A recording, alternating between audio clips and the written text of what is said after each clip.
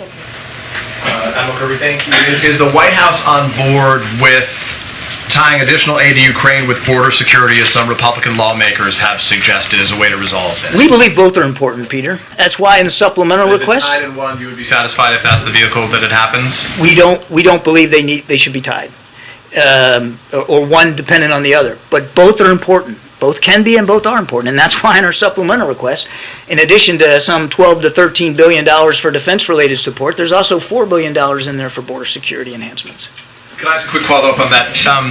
You say that you're confident that this is going to happen, that the Congress will provide the sufficient funds so that there is no lapse. My first thought is, how long can we afford for there to be a lapse if there is one? Is a day?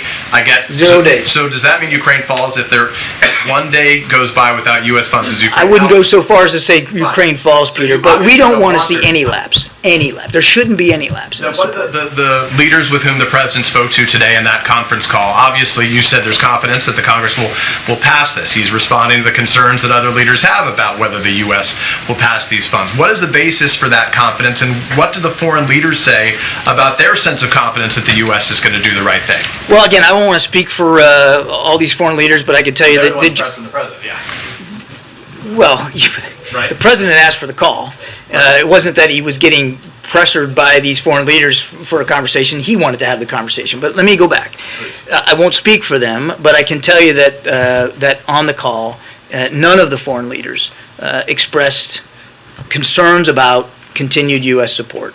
That they understand what's going on up on Capitol Hill. They understand that this is a small minority of extreme Republicans that are holding this up, and they understand that the bulk of Republican leadership, House and the Senate, all support Ukraine. So I think there's a general sense that this will obviously move forward and it will happen. But it was a topic of conversation, but the impression that they all gave the president was that they understood what's going on and they fully expect this support will continue.